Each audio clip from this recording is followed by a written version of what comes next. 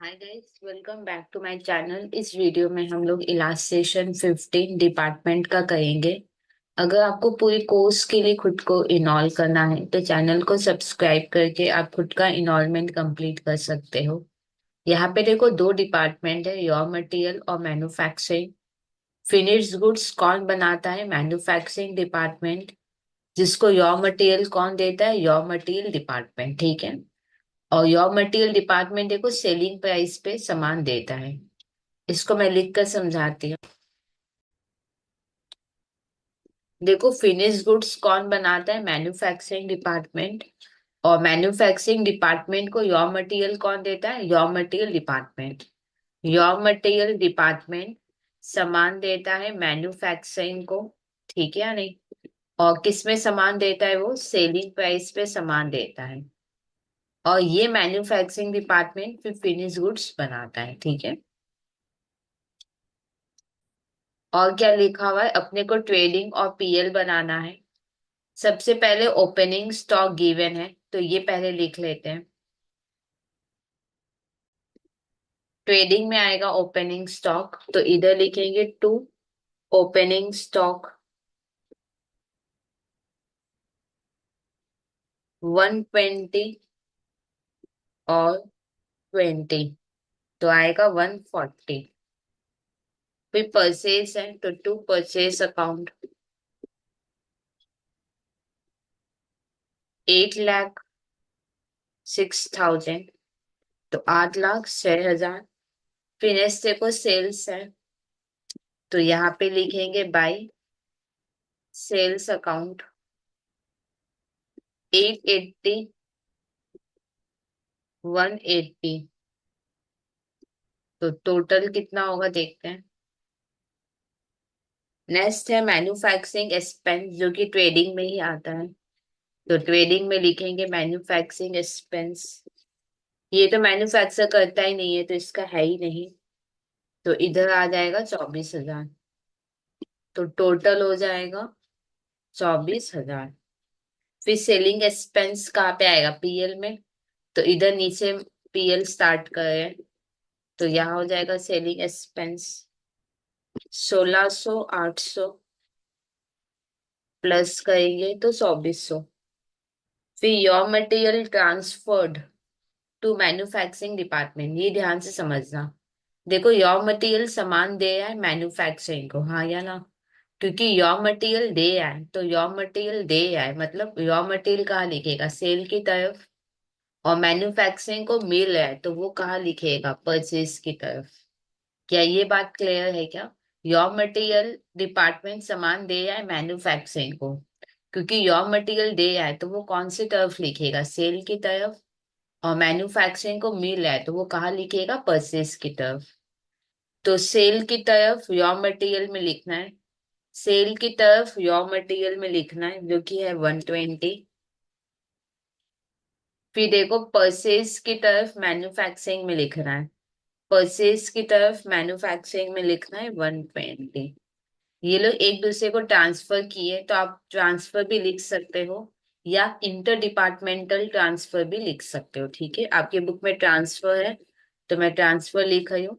बहुत लोग अगर चाहे तो लिख सकते हैं इंटर डिपार्टमेंटल ट्रांसफर भी, वो भी सही होगा।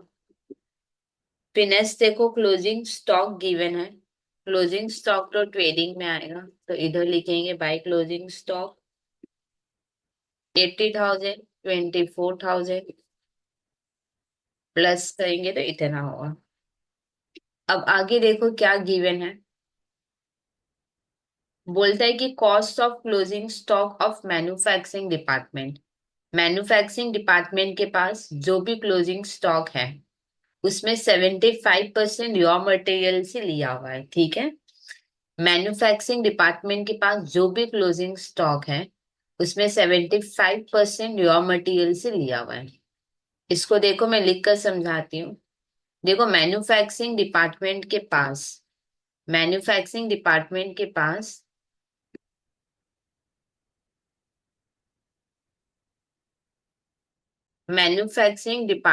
के पास जो भी क्लोजिंग स्टॉक है, ठीक है यानी, उसका 75%, उसका 75% किससे लिया हुआ है?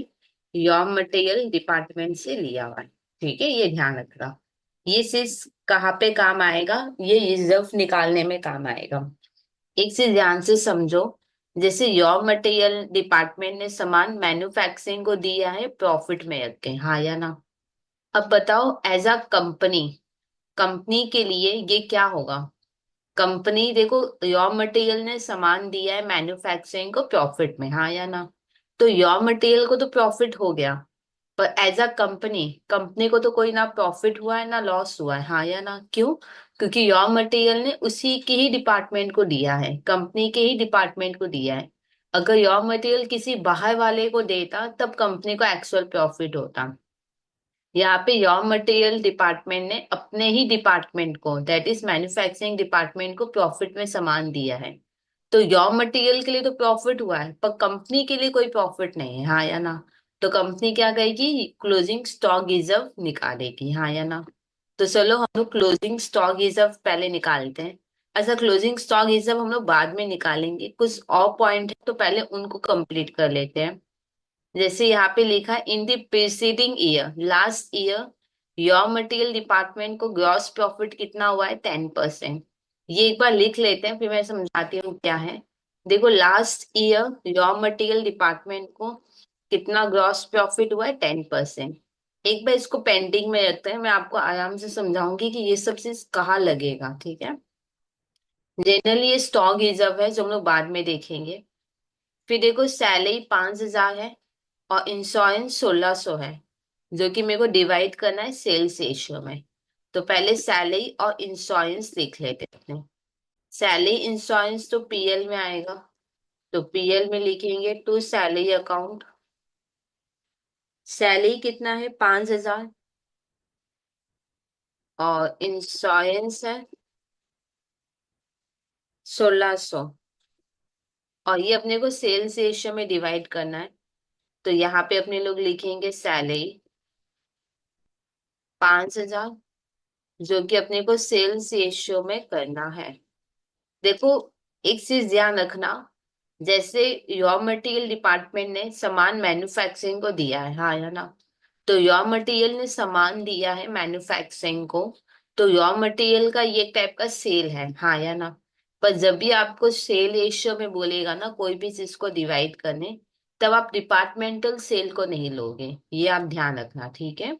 देखो क्या मैं बोल रही हूँ, जैसे रॉ मटेरियल ने यहाँ पे आउटसाइडर को दिया तो है सामान, प्लस रॉ मटेरियल ने मैन्युफैक्चरिंग डिपार्टमेंट को भी सामान दिया है, हाँ या ना? तो यहाँ पे रॉ मटेरियल ने दो लोगों को सेल किया, एक आउटसाइडर और एक मैन्युफैक्चरिंग डिपार्टमेंट को, हाँ या ना? पर जब भी आपको बोलेगा ना कि कोई भी चीज को आप सेल्स रेशियो में डिवाइड करो, तब इंटर डिपार्टमेंटल सेल्स नहीं लोगे, ठीक है? तो इंटर यहाँ पे देखो, रॉ मटेरियल ने सीधे देखो दो जन को सेल किया, एक तो आउटसाइडर को सेल किया 880, और एक मैन्युफैक्चरिंग डिपार्टमेंट को सेल किया है 120। पर जब भी कोई खर्चा आप डिवाइड करोगे तो इंटर डिपार्टमेंटल सेल आप नहीं लोगे। तो फिर अपने को 880 और 180 पे डिवाइड करना है। 880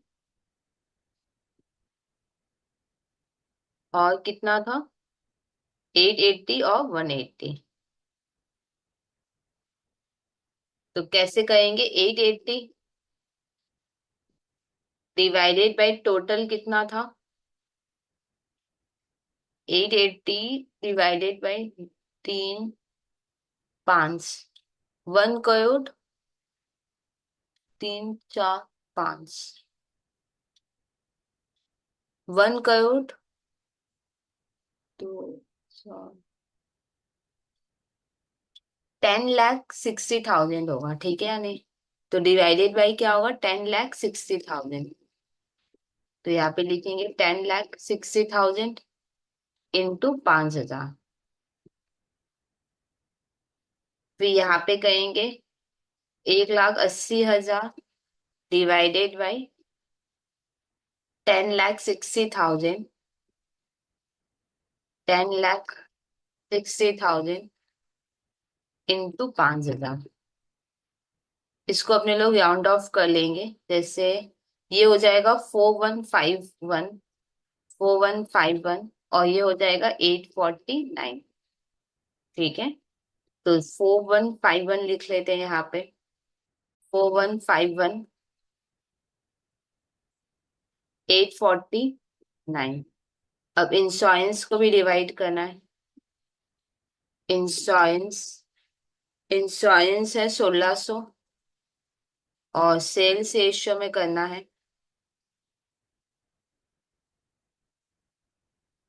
कैसे कहोगे? 880 डिवाइडेड बाई 10,60,000 इंटू 1600, फिर 180 डिवाइडेड बाई 10,60,000 इंटू 1600। ये हो जाएगा 128, 1328 हो जाएगा, और 0.6 है तो इसको राउंड ऑफ करेंगे तो 272 हो जाएगा। तो यहाँ पे लिखेंगे 1328, फिर होगा 272। और देखते हैं और क्या है। और तो कुछ बोला नहीं है, सिर्फ रिजर्व बाकी है। रिजर्व मैं आपको बाद में कराऊंगी, पहले इसको जल्दी से हम लोग टोटल कर लेते हैं।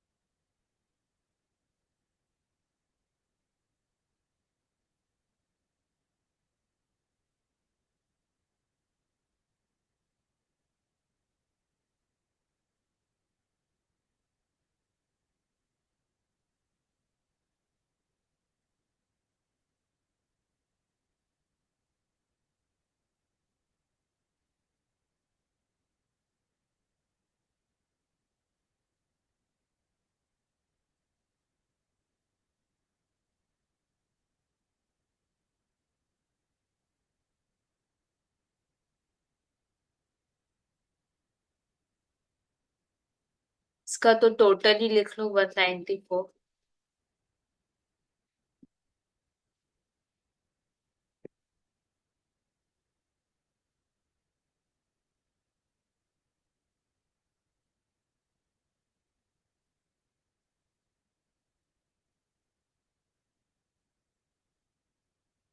इधर लिख देंगे टू ग्रॉस प्रॉफिट सीडी, और यही सीडी इधर जाके बीडी हो जाएगा, बाय ग्रॉस प्रॉफिट बीडी।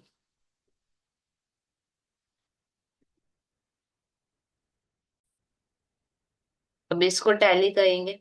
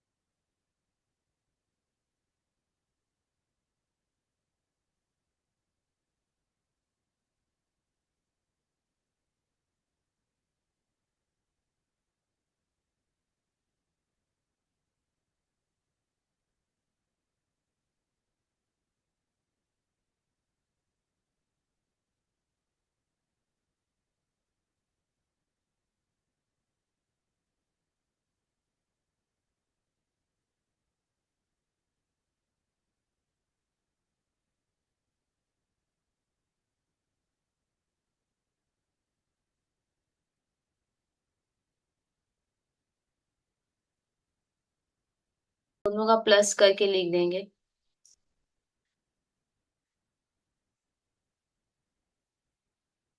185, और इन दोनों को प्लस करोगे तो 194। इधर हो जाएगा to net profit CD, profit CD है, ये यहाँ पे जाके बाय नेट प्रॉफिट बीडी होगा। और अब क्या करोगे, नीचे सिर्फ टोटल लिखोगे 185, ठीक है? यानी एक्चुअल में अब मेरे को सिर्फ स्टॉक रिजर्व दिखाना है। स्टॉक रिजर्व कहाँ दिखाएंगे? एक्चुअल में रॉ मटेरियल डिपार्टमेंट को अगर आप बोलोगे कि प्रॉफिट कैंसिल करने को, तो रॉ मटेरियल नहीं करेगा। क्यों? क्योंकि सारे डिपार्टमेंट इंडिपेंडेंट है, हाँ या ना? तो अपने क्या करेंगे, अंडर टोटल कॉलम में रिजर्व को कैंसिल करेंगे, ठीक है। तो जैसे ट्रेडिंग और पीएल खत्म हो जाए तो नीचे अब हम लोग सिर्फ टोटल का करेंगे, मतलब यहाँ पे सिर्फ दो ही चीज दिखाना बाकी है, एक ओपनिंग स्टॉक रिजर्व और एक क्लोजिंग स्टॉक रिजर्व, ठीक है। नॉर्मली ब्रांच में क्या होता था, हेड ऑफिस खुद अपने पीएल में कैंसिल करता था opening stock reserve, closing stock reserve, हाँ या ना? पर यहाँ पे आप कोई डिपार्टमेंट को नहीं बोल सकते हो कि तुमने अपने ही डिपार्टमेंट को दिया तो वो अनरियलाइज्ड प्रॉफिट है तो तुम कैंसिल करो, तुम दिखाओ। आप किसी डिपार्टमेंट को नहीं कह सकते, ठीक है।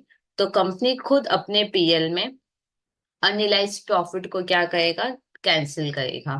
क्या ये बात क्लियर? इसलिए मैंने यहाँ पे क्या किया, टोटल किया। और ये जो नीचे वाला आपको दिख रहा है ना, ये है हमारा जनरल पीएल, ये कंपनी का पीएल है। क्या ये बात क्लियर? कोई भी डिपार्टमेंट कैंसिल नहीं करेगा, इसलिए मैंने यहाँ पे सिर्फ टोटल रखा है, जिससे कि हमको ये डिसाइड ना करना पड़े कि कहाँ लिखना है। अगर मैंने यहाँ पे टोटल लिख दिया तो सारे वैल्यू फिर टोटल में ही जाने हैं, ठीक है। तो अब एक एक करके हम लोग opening stock reserve, closing stock reserve निकालेंगे। देखो ध्यान से समझना, रॉ मटेरियल ने सामान दिया है, ठीक है, यानी किसको दिया है, मैन्युफैक्चरिंग डिपार्टमेंट को उसने दिया है सामान, ठीक है। अब क्वेश्चन में था ना कि क्लोजिंग स्टॉक, मैन्युफैक्चरिंग के पास जो भी सामान है, जो भी क्लोजिंग स्टॉक है, उसका 75% रॉ मटेरियल से लिया हुआ है। अब देखो लास्ट ईयर का ग्रॉस प्रॉफिट गिवन है, हाँ या ना? तो हम लोग ओपनिंग स्टॉक रिजर्व निकाल सकते हैं। कैसे? देखो मैन्युफैक्चरिंग डिपार्टमेंट के पास ओपनिंग स्टॉक कितना है, मैन्युफैक्चरिंग डिपार्टमेंट के पास ओपनिंग स्टॉक कितना है, 20,000, हाँ या ना? मैन्युफैक्चरिंग डिपार्टमेंट के पास ओपनिंग स्टॉक है 20,000, हाँ या ना? जिसमें 75% रॉ मटेरियल से लिया हुआ है। 75% कितना होता है, 15,000, हाँ या ना? ये 15,000 किससे लिया हुआ है, रॉ मटेरियल डिपार्टमेंट से लिया हुआ है। इसमें कोई प्रॉब्लम? क्लोजिंग स्टॉक अगर 75% रॉ मटेरियल से लिया हुआ है, तो पक्का ओपनिंग स्टॉक भी जो होगा वो 75% रॉ मटेरियल से लिया हुआ होगा, ठीक है या नहीं? मैन्युफैक्चरिंग के पास ओपनिंग स्टॉक 20,000 है, उसका 75% रॉ मटेरियल से लिया हुआ है, दैट इज 15,000 रॉ मटेरियल से लिया हुआ है, हाँ या ना? ये जो 15,000 है इस मैन्युफैक्चरिंग डिपार्टमेंट के लिए क्या होगा, क्योंकि मैन्युफैक्चरिंग ने तो खरीदा है, तो इसके लिए ये 15,000 क्या है, कॉस्ट प्राइस, हाँ या ना? और इसी के लिए इसके लिए ये 15,000 क्या है, क्योंकि इसने ये सेल किया था, तो इसके लिए ये 15,000 क्या है, सेलिंग प्राइस, हाँ या ना? और देखो अपने को ग्रॉस प्रॉफिट रेशियो गिवन है लास्ट ईयर का, जो कि है 10%, हाँ या ना? तो प्रॉफिट कितना आएगा निकाल सकते हैं कि नहीं? आपको पता है ग्रॉस प्रॉफिट 10%, अगर कुछ नहीं बोला तो ये पक्का सेल पे ही होता है। ग्रॉस प्रॉफिट 10% किस पे? अगर आपने ग्रॉस प्रॉफिट रेशियो निकाला होगा तो आपको पता है ग्रॉस प्रॉफिट बाय सेल्स, क्योंकि हम लोग सेल्स को यूज करते हैं, तो 10% किसका, सेल का। तो 10% और सेल्स गिवन है 15,000, तो 1,500, ठीक है। तो यहाँ पे देखो ओपनिंग स्टॉक था, तो ये क्या आया, ओपनिंग स्टॉक रिजर्व आया।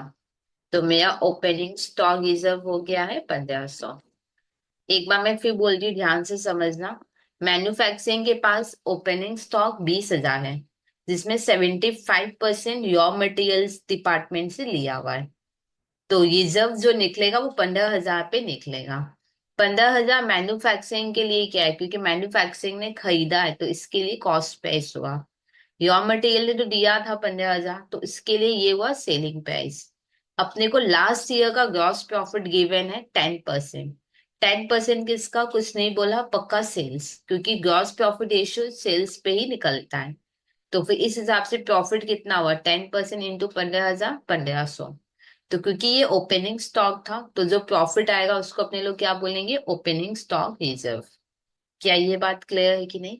अच्छा एक डाउट और स्टूडेंट्स का होता है कि दीदी मान लो लास्ट ईयर का ग्रॉस प्रॉफिट नहीं गिवन है, तो क्या हम फिर भी ओपनिंग स्टॉक रिजर्व निकालेंगे? आंसर नहीं।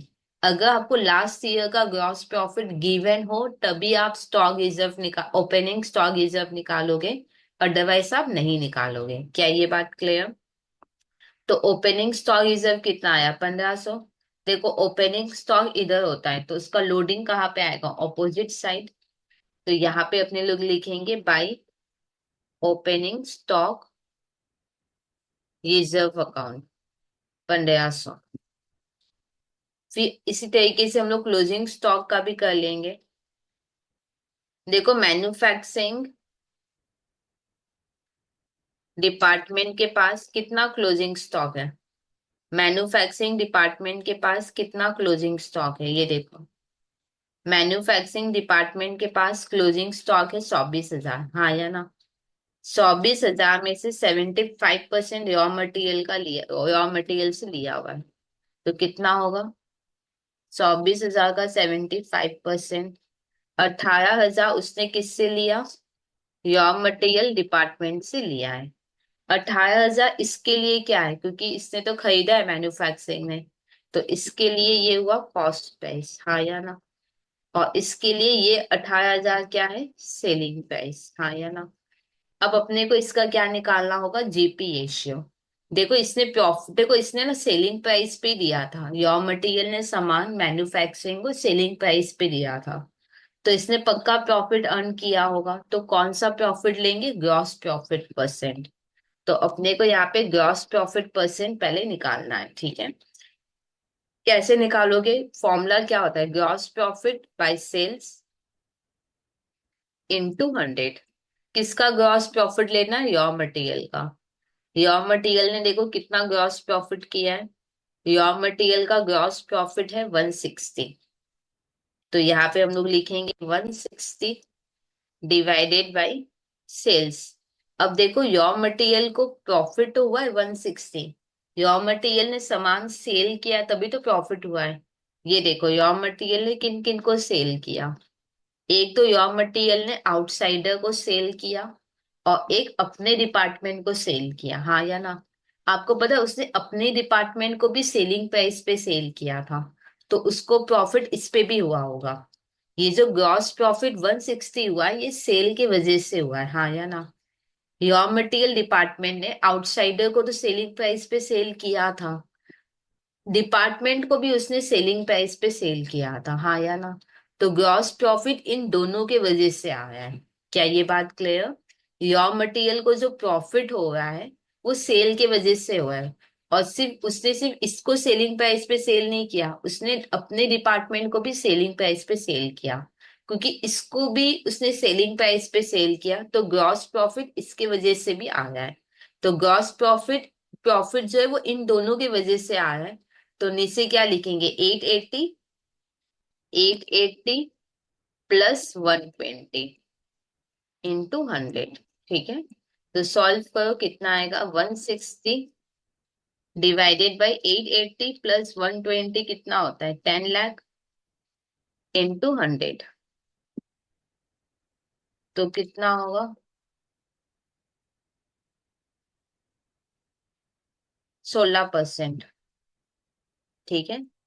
तो देखो ग्रॉस प्रॉफिट गिवन है, सेलिंग प्राइस गिवन है, तो प्रॉफिट निकाल सकते हैं कि नहीं रॉ मटेरियल डिपार्टमेंट का?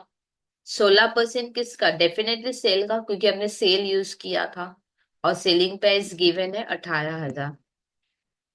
तो कितना होगा? 18,000 का 16%, 2880।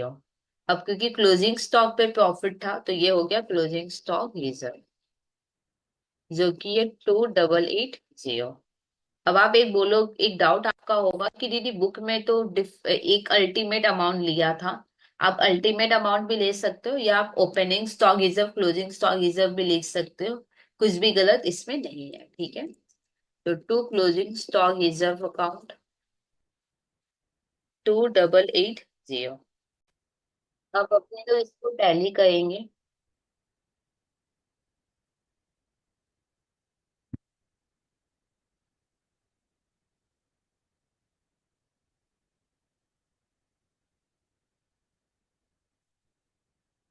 जो भी डिफरेंस आएगा वो टू नेट प्रॉफिट बोल के रह जाएगा, टू नेट प्रॉफिट सीडी, ठीक है? तो इस तरीके से सम कंप्लीट हुआ। कोई डाउट है ऐसा है तो आप कमेंट सेक्शन में लिख सकते हो। और अगर अभी तक आपने खुद को इनरोल नहीं किया तो प्लीज चैनल को सब्सक्राइब करके आप खुद का इनरोलमेंट कंप्लीट कर सकते हो।